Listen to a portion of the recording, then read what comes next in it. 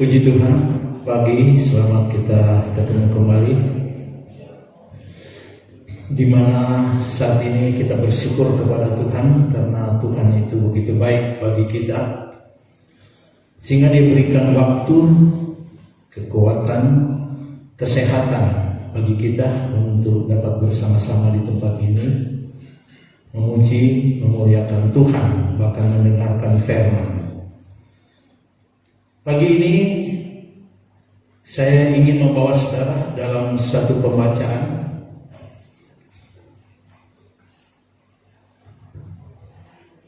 yaitu di dalam Kejadian 1 ayat 2. Kita bangkit berdiri untuk menghormati firman Tuhan dan kita baca ayat ini bersama-sama dengan hitungan 1 sampai yang ketiga.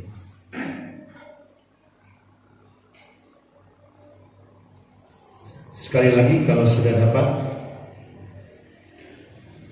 kita membacanya. Kejadian 1, 2, 3. Bumi belum berbentuk dan kosong, gelap gulita menutupi samudra raya, dan Roh Allah melayang-layang di atas permukaan air. Sekali lagi dengan suara nyaring. 1, 2, 3. Bumi belum berbentuk dan kosong, gelap gulita menutupi samudra raya, dan Roh Allah melayang-layang di atas permukaan air. Semua jemaat berkata amin. Silakan duduk. Jemaat yang dikasih Kristus, sebagaimana beberapa bulan ini saya memberitakan firman tentang doktrin Kristiani yang benar, dan itu sudah sejak kita merayakan Paskah dan ketuanan Roh Kudus, dan sampai saat ini masih membicarakan tentang Roh Kudus.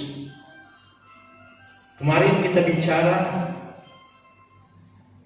tentang nama-nama Roh Kudus yang sebelumnya juga itu berbicara tentang Tritunggal Allah. Dan topik sekarang ini masih dengan topik tanda-tanda Roh Kudus. Jadi kita masuk di topik tanda-tanda Roh Kudus bagian yang pertama. Kalau minggu yang kemarin seperti saya katakan tadi tentang nama-nama Roh Kudus yang berhubungan dengan Allah Bapa, Allah Anak, dan menyatakan perangai dan pekerjaan Roh Kudus. Dan saat ini sebagaimana saya katakan tadi, yaitu tentang tanda-tanda Roh Kudus. Jemaat perlu ketahui ada beberapa benda atau hal-hal yang lain yang dipakai dalam Alkitab untuk menunjukkan atau menandakan tentang Roh Kudus, yang tentunya Bapak Ibu sekalian paham tentang hal itu, di mana kalau kita perhatikan baik-baik bahwa dikala kita membaca firman, kita akan membaca tentang tanda-tanda ini, yaitu burung merpati, kemudian air, kemudian juga kita dapat membaca tentang api, kita juga dapat membaca tentang angin, kemudian kita membaca tentang air anggur dan minyak, dan mungkin ada yang lain-lain lagi saudara temukan, yang mana semua tanda-tanda tersebut menunjuk kepada Roh Kudus, yang tentunya tanda-tanda ini kita tidak dapat selesaikan jam saat ini. karena mengingat waktu. Sebab itu saya akan berbicara beberapa tanda yang menunjuk kepada Roh Kudus. Pertama, kita melihat tentang burung merpati yang menandakan Roh Kudus. Sebab burung merpati dipakai oleh Allah Bapa waktu Yesus Kristus dibaptis. Saudara bisa membaca ayat tersebut, Matius 3 ayat 16.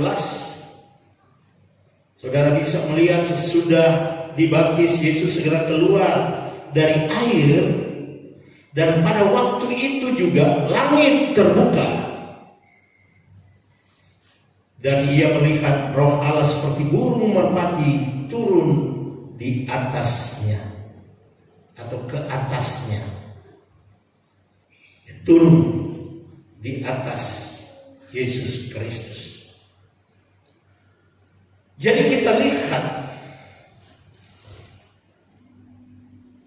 Allah Bapa di surga, kemudian Roh Kudus ini bagaikan burung merpati. Dia terbang dari atas kemudian turun di atas Yesus Kristus.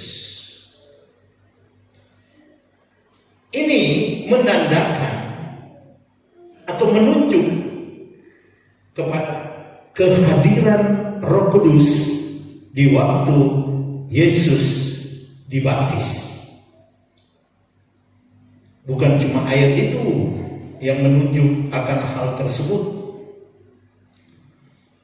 Kalau saudara melihat juga dalam Markus 1 ayat 10, pada saat Yesus itu keluar dari dalam air, ia melihat langit terkoyak dan roh seperti burung merpati turun ke atasnya. Jadi langit seperti terkoyak, sobek begitu. Kemudian muncul bagaikan burung merpati, seperti burung merpati turun ke atas Yesus, yang menandakan tentang juga Roh Kudus. Jadi Matius menyaksikan hal tersebut, Markus menyaksikan hal tersebut. Bagaimana dengan Lukas? Lukas juga mengatakan hal itu, dan turunlah Roh Kudus ke dalam. Jadi turunlah Roh Kudus dalam berupa burung merpati ke atas Yesus, dan terdengarlah suara dari langit. Jadi waktu burung merpati turun, terdengarlah suara dari langit, Engkaulah anakku yang kukasihi, kepadamulah aku berkenan. Jadi kita lihat di sini, waktu langit terkoyak, kemudian turun Roh Kudus, dan juga kesaksian Lukas atau tulisan Lukas, Roh Kudus turun dalam rupa burung merpati yang menunjukkan kepada Roh Kudus. Kemudian ada suara. Jadi di sini sudah ada dua pribadi yang bersuara, yaitu Bapa di surga. Kemudian yang seperti, jadi bukan burung, seperti burung merpati. Jadi itu Roh Kudus seperti burung merpati dia turun. Sudah dua pribadi, dan dia turun kepada pribadi, yaitu Yesus Kristus. Jadi sekali lagi hal ini menunjuk kepada Tritunggal Allah. Kemudian Injil yang terakhir, yaitu Injil Yohanes. Dia sebagai murid Kristus, memberikan kesaksian tentang apa yang disampaikan oleh Yohanes Pembaptis. Dia katakan di dalam Yohanes 1 ayat 32, dan Yohanes memberikan kesaksian, katanya, "Aku telah melihat Roh turun dari langit seperti merpati, dan ia tinggal di atasnya." Tinggal di atas Yesus.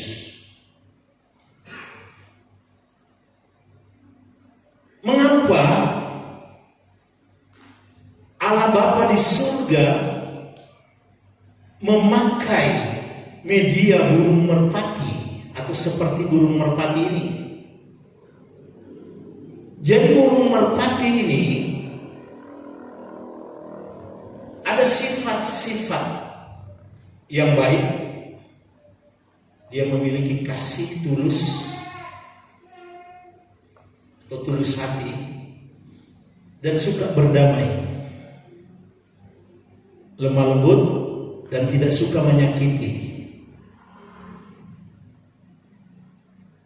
Jadi kita lihat di sini, dia tidak suka menyakiti, dan merpati ini tidak ada empedu. Nggak tahu gimana burung ini. Dia seperti rusa, tidak ada empedu.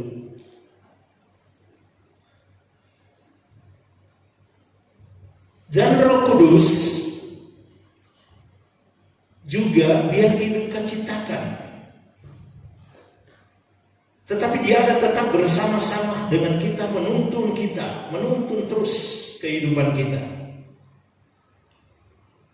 di dalam kebenaran. Orang mendurkakan dia, orang membuat dia kesal, dia tetap sabar untuk berbicara di dalam hati kita, supaya kita mau berjalan terus di dalam kebenaran.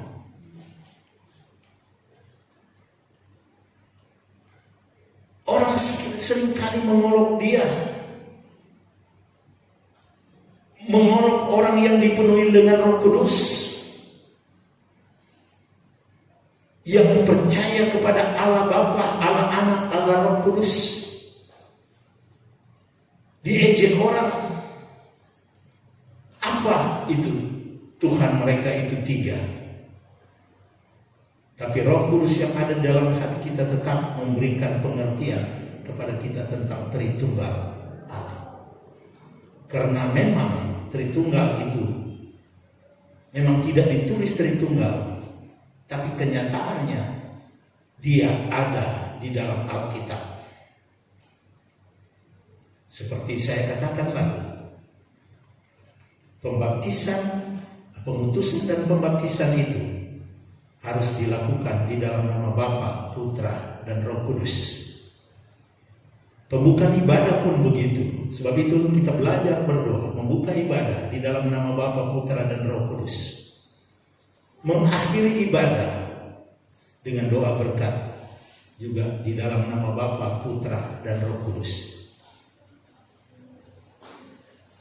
Inilah paham gereja kita, umat Kristen. Sebab itu, kalau kehadiran Roh Kudus waktu pembaptisan Yesus datang dengan merupakan burung merpati, karena memang sifat-sifat Roh Kudus bahkan melebihi dari burung merpati. Burung merpati tidak pernah mengejar orang. Kalau kita dekati dia, terus dia mau datang patuh kita. Tidak, kita tangkap pun dia tidak mematuk. Jadi ini merupakan sifat-sifat merpati. Dan kita lihat juga dalam Alkitab, kalau saudara mau membacanya, tentang Nabi Nuh yang disuruh pertama burung merpati, kemudian dia bawa daun. Beberapa hari berikutnya disuruh lagi burung merpati, dia sudah tidak kembali. Tandanya bahwa air itu sudah surut. Dia dengar-dengaran. Jadi umat Tuhan yang memiliki Roh Kudus pasti menjadi anak-anak Tuhan yang dengar-dengaran. Amin. Amin. Haleluya. Puji Tuhan. Nah, saudara yang dikasih Tuhan, jadi kalau kita sudah melihat beberapa poin dari burung merpati ini, dan memang ada di dalam Alkitab, bahkan keempat Injil itu menyaksikan tentang hal tersebut. Dan selanjutnya berikut yaitu air. Air ini menandakan Roh Kudus. Mengapa air itu menandakan Roh Kudus? Karena air itu pembersih. Di depan sana ada air. Kita masuk, kita cuci tangan. Dia pembersih. Saudara datang pasti mandi untuk membersih. Saudara makan, sebelum masak nasinya dicuci bersih, sayur semuanya, ikan. Bagaimana dengan hubungannya dengan Roh Kudus? Air juga sebagai bahan untuk kita konsumsi, untuk kita minum di saat kita sudah kerja, kita haus, kita harus banyak minum air. Sebab itu Yesaya 44 ayat 3 dia katakan, sebab aku akan mencurahkan air ke atas tanah yang haus. Jadi Yesaya katakan, aku akan mencurahkan, yaitu Allah akan mencurahkan air ke atas tanah yang haus, dan hujan yang lebat ke tempat yang kering.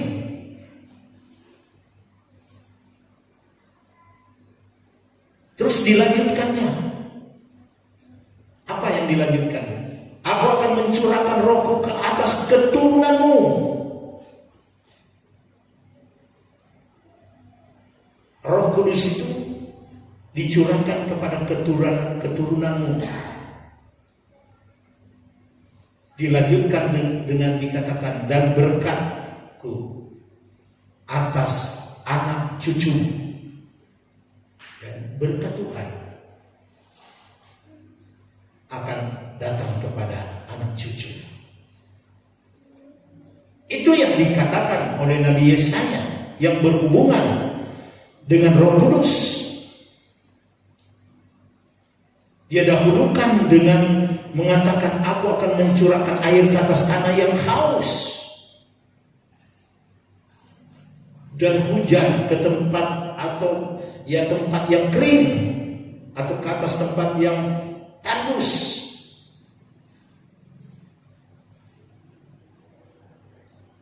Dan dia akan mencurahkan rohnya ke atas keturunan kita, atau umat-umat Tuhan. Jadi kita melihat di sini air yang berbicara atau menunjuk kepada Roh Kudus. Jadi kehausan kita hari-hari ini, jika terjadi kegersangan rohani, maka kita harus meminta hujan Roh Kudus itu membasahi tanah hati kita yang kering, supaya tanah yang kering ini dibasahi dan menjadi gembur kembali. Jadi Roh Kudus itu sanggup menggemburkan hatimu kembali, menyegarkan hatimu kembali, supaya kebenaran firman Tuhan dikala ditaburkan itu akan bertumbuh dengan baik. Dia tidak akan menjadi layu. Banyak kita mau dengarkan firman Tuhan, tetapi kita tidak meminta roh kebenaran itu turun dalam hidup kita,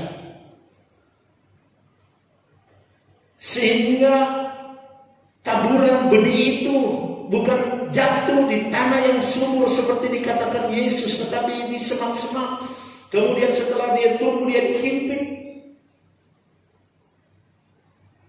atau di atas batu-batuan dia bertumbuh. Kemudian dia tidak dapat air, dia menjadi kering. Atau di pinggir jalan, bukan di tempat yang subur, di luar ladang itu. Jadi firman Tuhan bukan cuma masuk di kuping kita, keluar di kuping sebelah, tetapi dia memang tertanam di dalam hati kita, bertumbuh di tanah yang gembur, yang disirami, yang diurapi dengan Roh Kudus. Jadi kegagalan orang Kristen di dalam mengenal tentang Roh Kudus sebagai pribadi yang ketiga itu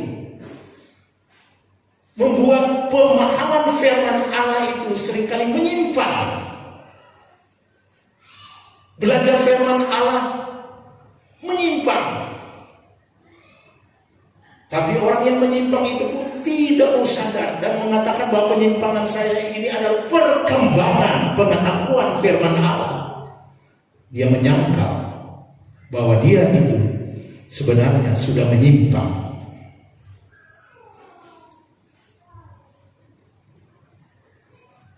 Wahyu 2 ayat 22 ayat 17. Roh dan pengantin perempuan itu berkata, marilah. Barang siapa yang mendengar hendaklah ia berkata, marilah. Dan barang siapa yang haus hendaklah ia datang. Dan barang siapa yang mau hendaklah ia mengambil air kehidupan dengan cuma-cuma.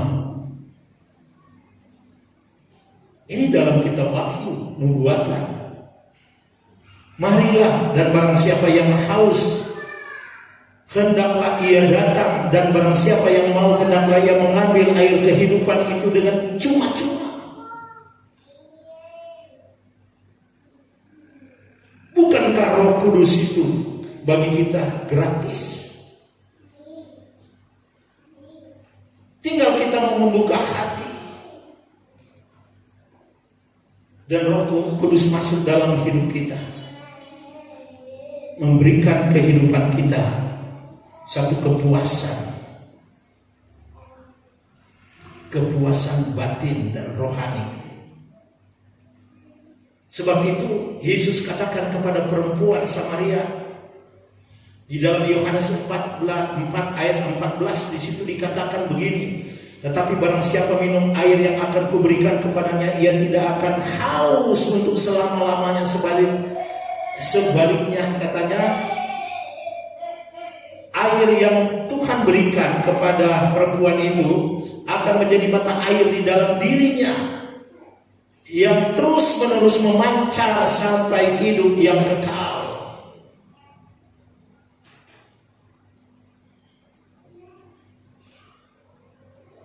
Ini air kehidupan tersebut.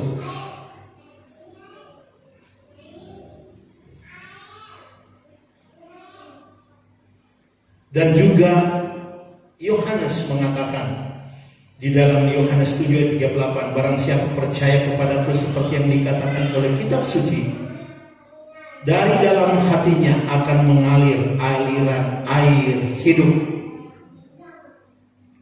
Aliran hidup ini apa? Jawabannya ayat 39. Yang dimaksudnya ialah roh yang akan diterima oleh mereka yang percaya kepadanya. Sebab roh itu belum datang karena Yesus belum dimuliakan. Itu kata Yesus. Barang siapa percaya kepadaku, seperti yang dikatakan oleh kitab suci, dari dalamnya akan mengalir aliran air hidup. Jadi kita percaya kepada Yesus Kristus, pribadi yang kedua.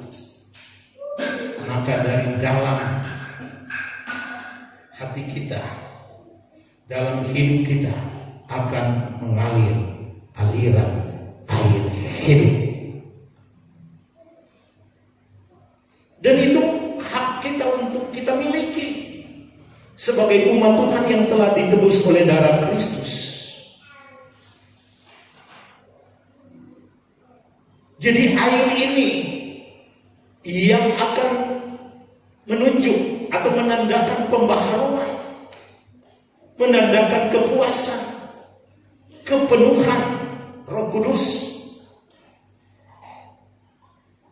Dan Roh Kudus itu akan lakukan itu kepada kita sebagai anak Tuhan.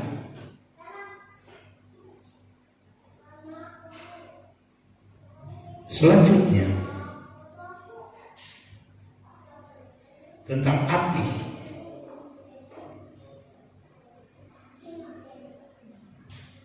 Api menandakan Roh Kudus, sebab api menyelidiki, menyucikan, dan menerangi.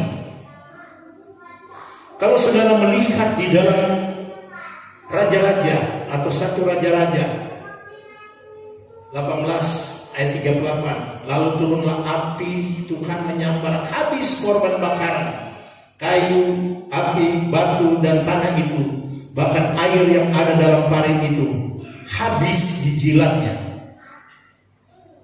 Itu waktu Elia berhadapan dengan nabi-nabi Baal. Jadi korban yang dinaikkan oleh Elia tanpa pakai korek api, tanpa membawa api dari rumah, tapi Elia berdoa, tiba-tiba turunlah api. Ini bicara tentang kuasa Roh Kudus. Sejalan dengan apa yang tertulis dalam Kisah Para Rasul 2 ayat 3. Dan tampaklah kepada mereka lidah-lidah api. Ada lidah api. Dan dikatakan seperti nyala api yang bertebaran dan hingga pada mereka masing-masing. Waktu mereka berdoa di atas loteng Yerusalem untuk menantikan janji Bapa, yaitu pencurahan Roh Kudus.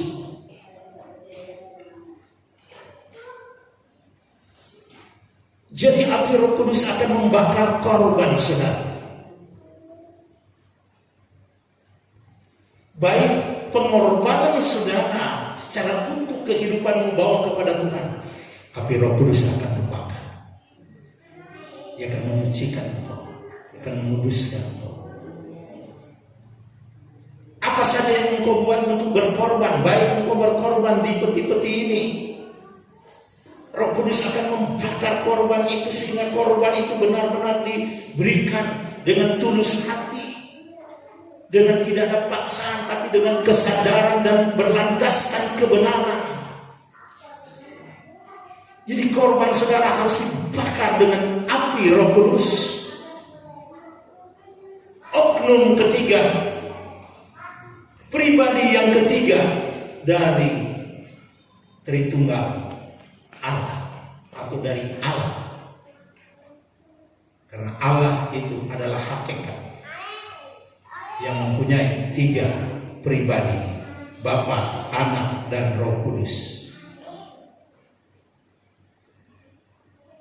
Jadi saudara yang dikasih Tuhan, ada juga waktu Yesaya mau diutus oleh Tuhan.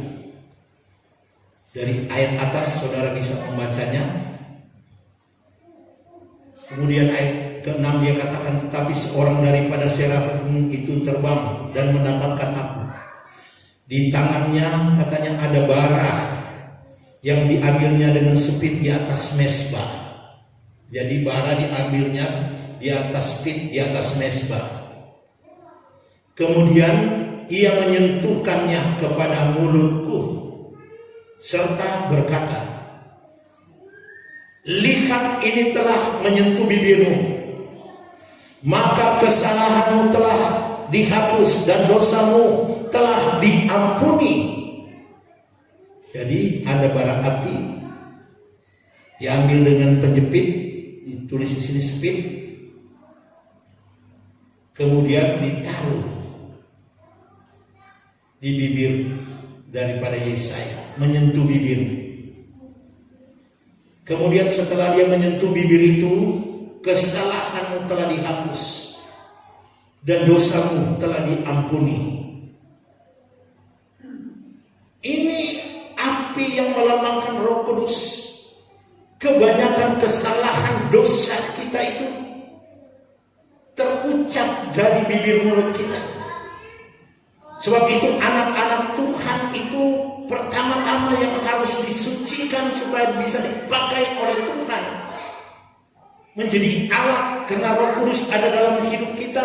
Kemudian bibir mulut ini dipakai oleh Roh Kudus untuk menjadi saksi, memberitakan kebenaran. Maka bibir mulut kita sampai dalam hati kita, semuanya itu harus dikuduskan dengan api Roh Kudus,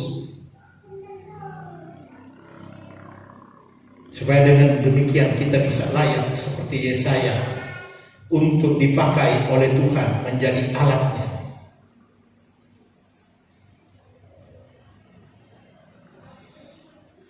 Juga kita lihat di dalam Matius 3 ayat 11, di mana dikatakan oleh Yohanes Pembaptis, aku akan membaptiskan kamu dengan air sebagai tanda pertobatan, tetapi ia yang akan datang kemudian daripadaku, yaitu berbicara kepada pribadi yang kedua, yaitu Yesus Kristus. Dan dia katakan, tetapi ia yang akan datang daripadaku lebih berkuasa daripadaku, dan aku tidak layak melepaskan kasutnya. Ia akan membaptiskan kamu dengan Roh Kudus dan dengan api. Dan dia lanjutkan, alat penampi sudah di tangannya. Ia akan membersihkan tempat pengirikannya dan mengumpulkan gandumnya ke dalam lumbung, tetapi debu jerami itu akan dibakarnya dalam api yang tidak terpadamkan.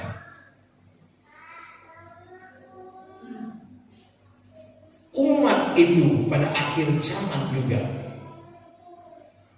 akan dibersihkan, sehingga akan terlihat mana sekam dan mana bulir-bulir gandum yang sebenarnya, dan kemudian itu menunjukkan juga kepada kita dan akan masuk dalam kerajaan surga. Yohanes juga memberikan jawaban di dalam Lukas 3:16. Yohanes menjawab dan berkata kepada orang-orang itu, aku membaptis kamu dengan air, tapi ia yang lebih berkuasa daripadaku akan datang, membuka tali kasutnya pun, katanya dia tidak layak. Ia akan membaptis kamu dengan Roh Kudus dan api. Ini sangat jelas bahwa kita akan dikuduskan supaya kita dilayakkan. Api berbicara tentang kehadiran Roh Kudus atau kehadiran Allah pribadi yang ketiga, yaitu Roh Kudus. Puji Tuhan, firman Tuhan sampai di sini. Kita akan mengikuti perjamuan